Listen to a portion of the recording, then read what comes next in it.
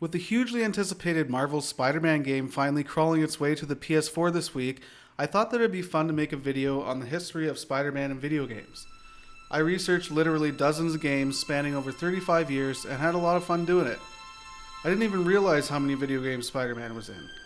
And aside from a few mobile games, plug-and-play devices, and some pinball machines, I'm pretty confident that this list is complete. Anyways, there's a lot to get through. I'll try and be concise, and if you liked it, or if there's something that I missed, let me know.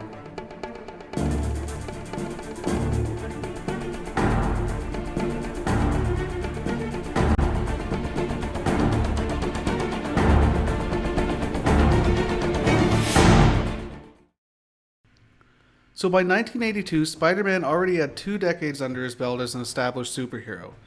While riding on the coattails of 2 successful cartoons a year prior, it was a no-brainer for Marvel to team up with Parker Brothers to hop on what was at the time a new fad called video games. And thus the first ever Spider-Man video game ever created, simply titled Spider-Man. It was also the first ever Marvel Comics game ever released. It came out for the Atari 2600 and was a technological advancement for the time. The whole game consisted of the player controlling Spider-Man to scale a building while defusing bombs planted by the Green Goblin. Once you get to the top, you simply just go around the Green Goblin and beat the level, which then the game starts over at a higher difficulty. Oh, and apparently Spider-Man shoots web out of his head in this game. Is this more action than even Spider-Man can handle? In 1984, Scott Adams released a trilogy of Marvel text adventure games called the Questprobe series. One being the Hulk, another being the Human Torch and the Thing, and another one featured, you guessed it, Spider-Man. It released on numerous systems and involved Spidey wandering around an apartment building, defeating enemies and solving puzzles. The series actually had a 4th game developed featuring the X-Men, but never got released due to the fact that developer Adventure International went bankrupt. 5 years go by, and in 1989, Paragon Software developed Spider-Man and Captain America in Doctor Doom's Revenge. It was a 2D fighter where the player, either as Spider-Man or Captain America, fight through a series of known villains one-on-one until they reach Doctor Doom. It was a bad ripoff of other successful games at the time that were hot off the press, like Street Fighter and Double Dragon. Fast forward a few months in the same year, and Shinobi 2 The Revenge of Shinobi comes out with controversial fake representations of not only Spider-Man, but Batman, Rambo, the Terminator, and Godzilla as bosses in the game. I'm mentioning this appearance because around a year after its release through a software revision, Spider-Man became a licensed character in Shinobi 2 due to a copyright agreement between Marvel and Sega. But since the licensed use of Spider-Man boss was only for a limited time, his appearance had to be revised yet again 20 years later for its release on Xbox Live Arcade and PlayStation Network in 2009, which they just simply replaced Spidey with a pink palette swap and called him the Web Ninja.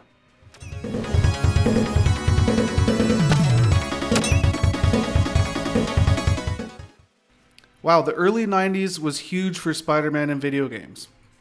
In 1990, the decade started off with, oddly enough, 2 Spider-Man games by the same title but different developers. The Amazing Spider-Man was obviously capitalizing on the release of Todd McFarlane's excellent comic book released the same year. One of the games was released by prior developer Paragon Software for home computer systems and was a puzzle-oriented action game. The other game by the same name was developed by a little company called Rareware. It was the first game of a trilogy and came out on the newly introduced Game Boy.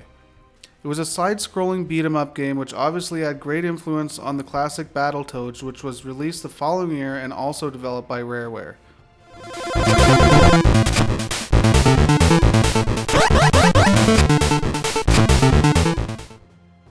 Yet another Spider-Man game was released the same year, titled The Amazing Spider-Man vs. Kingpin. This was the first Spider-Man game released on Sega System and developed and published by Sega as well. This game was widely popular with comic book fans and helped establish the success of 16-bit Sega Genesis. The game was released on all Sega systems eventually, with each iteration including new levels, enhanced graphics, and a few incremental improvements to the gameplay. It premiered on the Master System and Genesis in 1991, followed by the Game Gear in 92 and the Sega CD in 93, with the Sega CD being arguably the best version due to its substantial upgrades. with voice acting, animated scenes, more content including multiple endings, and faster, more fluid gameplay.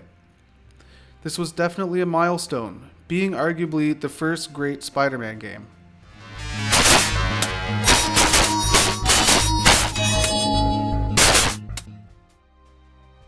Spidey appeared in 2 games in '91, first being The Punisher Ultimate Payback, where he acted more as a cameo appearance, giving tips on how to beat levels and swinging down to take away hostages once you've rescued them.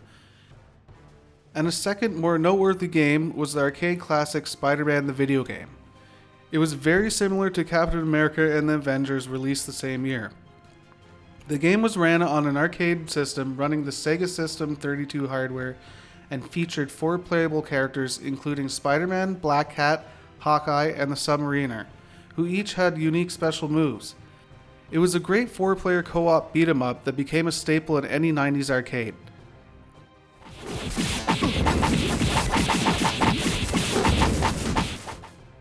In 1992, they just wanted to keep releasing Spider-Man games.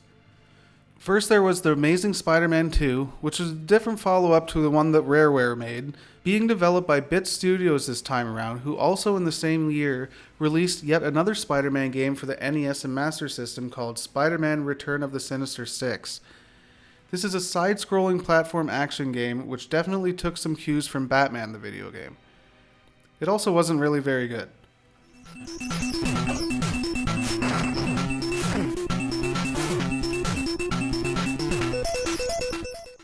Also in '92 was Spider-Man and the X-Men in Arcade's Revenge, released on the Super Nintendo. The game starts a 3-game run from developer Software Creations, a company that I'll mention again in a minute. If you were a kid in the '90s, the concept alone was enough to get you really excited. And after appearing in multiple solo games, Marvel's most popular characters were now co-starring in the same game. It's a superhero mashup game that bounces back and forth between 5 playable characters, specific to the level, including Spider-Man, Wolverine, Gambit, Storm, and Cyclops. It was a very hard game and not really that good. Good thing Software Creations bounced back with its next year's installment.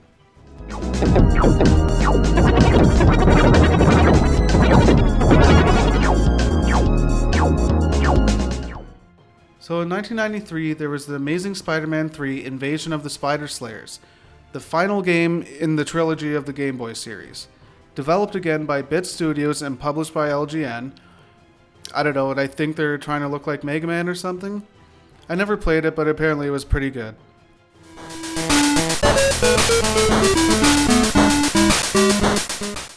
Then in '94, the second game from Software Creations and LJN was Spider-Man and Venom Maximum Carnage. Anyone who was playing video games at the time of this release remembers this game. Even though the title in front of the box was pretty misleading since Carnage wasn't even in the damn game that much, and it was still pretty fun and still very tough beat 'em up with a Double Dragon feel to it.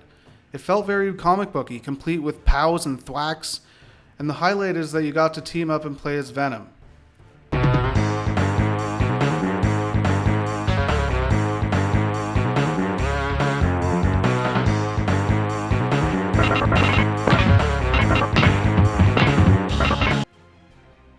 '95 was another great year for Spider-Man in video games, crawling his way into 3 titles, first being The Amazing Spider-Man Lethal Foes.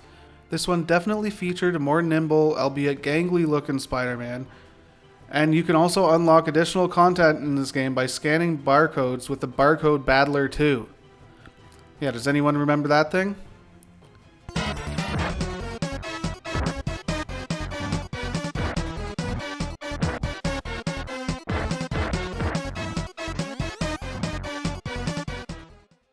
The next game released in '95 was a follow-up to Maximum Carnage, Venom, Spider-Man Separation Anxiety. It was pretty much the same game, but a bit worse. Same level design, same pows and thwacks, same recycled enemies. Spidey and Venom are still teamed up. You fight Carnage at the end, who looks like he's prancing around trying not to crap his pants.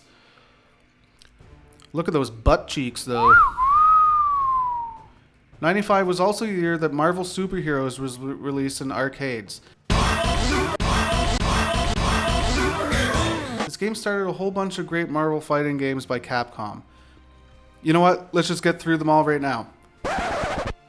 So there's Marvel Superheroes vs. Street Fighter, Marvel vs. Capcom, Marvel vs. Capcom 2, Marvel vs. Capcom 3, Ultimate Marvel vs. Capcom 3, Marvel vs. Capcom Origins, which is a remake of Marvel Superheroes and Marvel vs. Capcom, and Marvel vs. Capcom Infinite.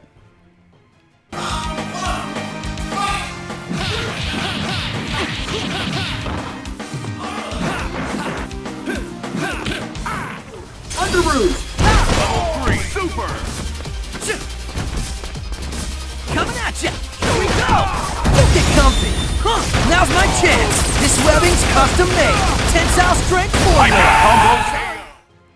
Last for 95 was Spider-Man the Animated Series.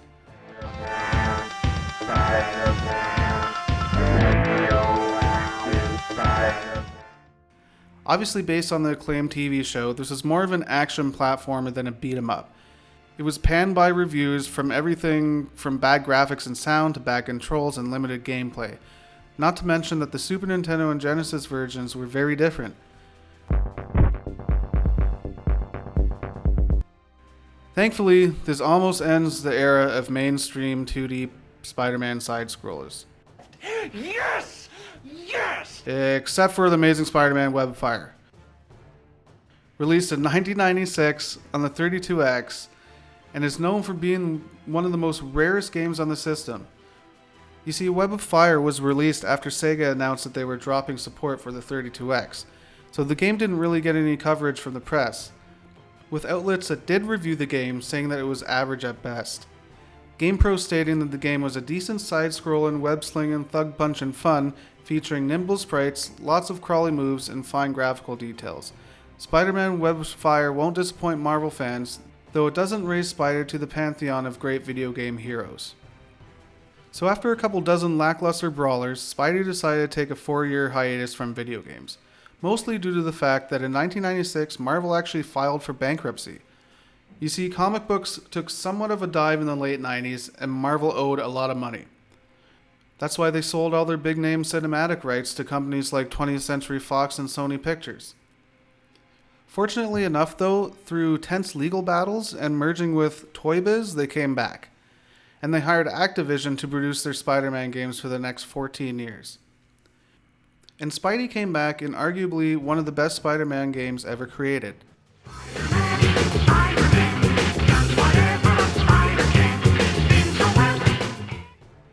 It took advantage of next-generation hardware and was the first game to feature Spider-Man fully voiced in a 3D world and finally gave Spider-Man fans the game they deserved. It was developed by Neversoft and used the brand new Tony Hawk's Pro Skater engine. This action-adventure was originally released on the PlayStation and then got ported over to the Nintendo 64, Game Boy Color, Dreamcast, and PC. This critically acclaimed game pioneered the combat and web-slinging gameplay mechanics that paved the road and influenced almost all of the future entries into the franchise. What's going on here? Hold it, Spider! He doesn't look friendly. You can kick, punch, or use your web attacks to get past this guy. Oh yeah!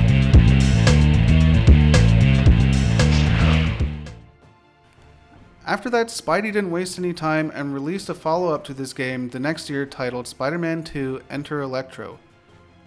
Since Neversoft went back to develop Tony Hawk games, this time around the game was developed by Vicarious Visions, who went on afterwards to mainly develop ports of games. Most notably Jedi Knight 2, Guitar Hero, Crash Bandicoot, and Destiny 2, plus a slew of others. If you've played the previous game, you know exactly what to expect from Enter Electro. It's pretty much the same game with a facelift. The graphics are a bit better, there are a few more moves in combat, there are ground levels, and the music is a bit better.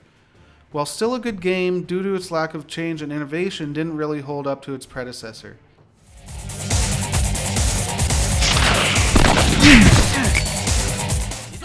The same year, there were 2 more Spider-Man games released on handhelds. Spider-Man 2 The Sinister Sticks for the Game Boy Color and Spider-Man Mysterio's Menace for the Game Boy Advance. Sinister Sticks is a follow-up for the Game Boy Color port of 2000 Spider-Man, but Mysterio's Menace was also developed by Vicarious Visions, the same company who just did Enter Electro the same year. So shouldn't the titles be swapped or something? Even Mysterio's Menace looks like Enter Electro. Yeah, whatever. Oh, and Spider-Man also made an appearance in X-Men Mutant Academy 2 this year, a 3D fighter released on the PlayStation.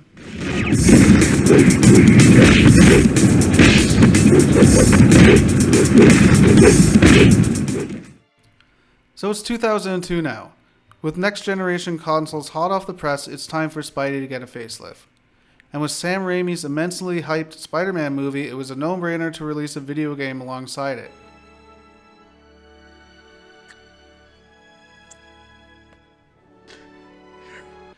Thus, Spider-Man the movie is released. Boy, aren't Spider-Man titles deceiving sometimes, because this game was very loosely based on the movie.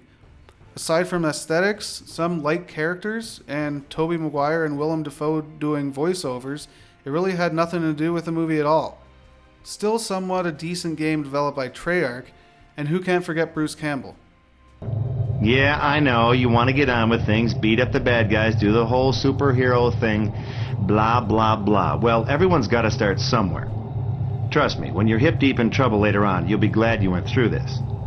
All right, now let's get started. Now get the gum out of your ears and listen good. 2004 rolls around and Sam Raimi's Spider-Man 2 comes out. So I guess it's time for another video game, right? And Treyarch is at the plate again. Spider-Man 2 has arguably the best web slinging in any of the games. It introduced a new physics system that lets Spidey sling along in 3 dimensions. It felt more fluid and natural. I'll never forget the impact and the fun that I had spending hours just swinging around the open world based on New York City.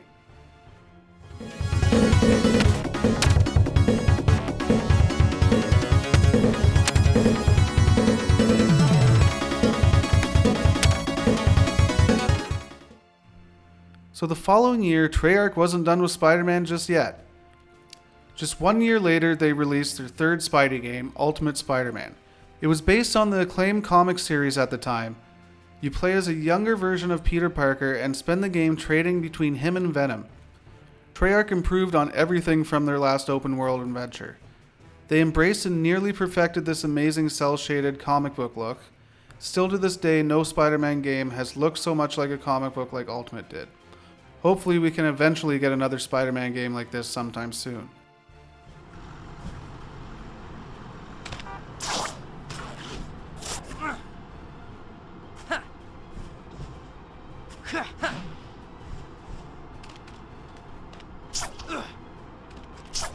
In the same year, Marvel Nemesis Rise of the Imperfects was released. It was a fighting game produced by EA and had Spider-Man and Venom as playable characters.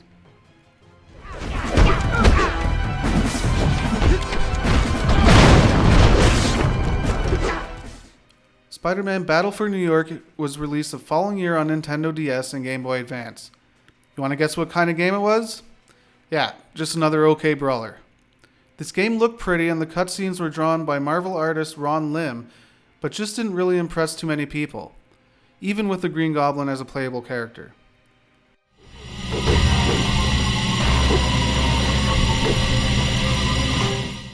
A more notable release this year was Marvel Ultimate Alliance.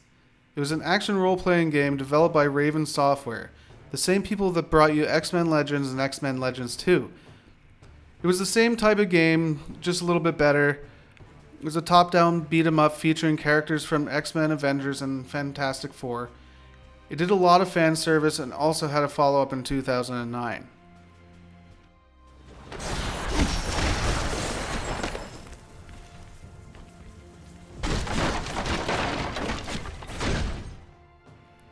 In 2007, Spider-Man 3 came out. Yet another Spider-Man movie game that's almost insultingly loosely based on its source material. This game looked good, but it was a total mixed bag and just barely what you wanted. It didn't flow the way it should have, it had bad frame rate, bad bosses, and the combat consisted of just basic button mashing. Definitely not the best outing for Spider-Man in video games. Only a few months after Spider-Man 3 came out, Activision decided to pump out yet another Spider-Man title just before the holiday season called Spider-Man Friend or Foe. It was a superhero mashup game and was definitely targeted for kids. This is another one that I don't really remember playing, but it got criticized surprisingly for being too easy and too repetitive.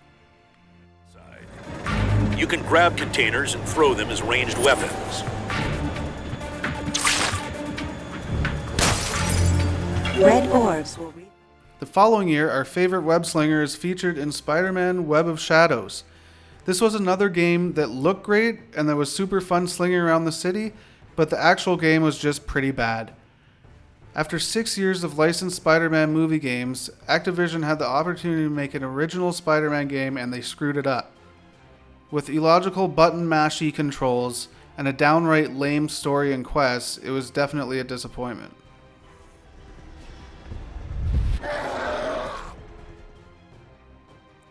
Fast forward 1 year, and in 2009, Spider-Man Toxic City was released. It was a comic book style side-scrolling brawler for mobile devices. Enough said. 2009 also marks the release of Marvel Superhero Squad. It released alongside the TV show of the same name and was another game geared towards kids. It had a cute stylized renditions of Marvel superheroes in yet another top-down brawler. I got turned into a rock! In 2010, Spider-Man Shattered Dimension comes out. Yes! Finally! Another good Spider-Man game! Finally! So Beatnox decided to take the old mainstream video game reins for Spidey for the next 4 iterations. Thankfully, Shattered Dimensions is one of the good ones. While not rising up to the high standards that Batman Arkham Asylum set for the comic book games in a year prior, Shattered Dimensions has still managed to serve up a bizarre story spanning across 4 different versions of Spider-Man, all with completely different gameplay mechanics. There are definitely some great Spidey moments here.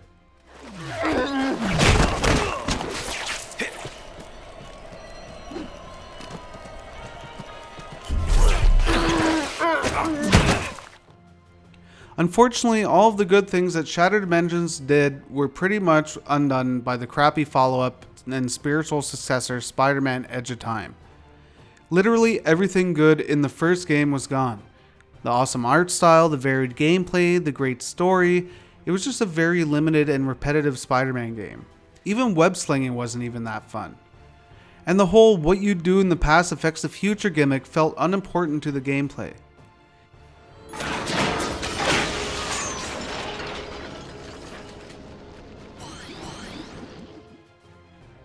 It's 2012 now and The Amazing Spider-Man comes out in theaters because we really need another origin story. So another licensed game, right? Yeah. This is developer Beatnox's 3rd installment of the Spider-Man franchise. So did they redeem themselves from their last lackluster outing? Well, kinda.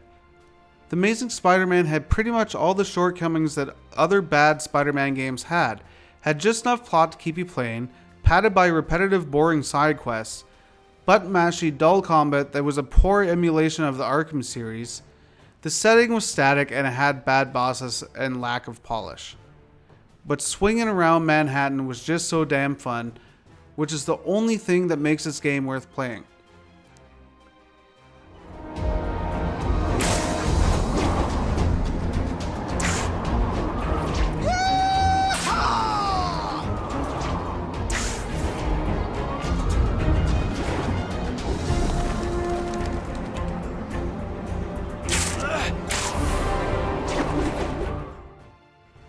In 2013, there were 2 mobile Spider-Man games, and both were actually pretty good. Ultimate Spider-Man Total Mayhem and Spider-Man Unlimited. Total Mayhem was based off the recently released Ultimate Spider-Man TV show, and was also actually a really good game. It had fantastic visuals for a mobile device, and the combat was surprisingly deep and really fun. The outlets that did review it said that it was the best superhero game on mobile devices. Spider-Man Unlimited was an auto-run game that kind of played it safe. If you played an auto-run game, then you know what you're getting into. But what makes this one so great is that it's very well produced and polished. Even though you don't do too much web slinging in this game and you could literally reskin it with whatever you want, it still looked and performed great and was very well received critically.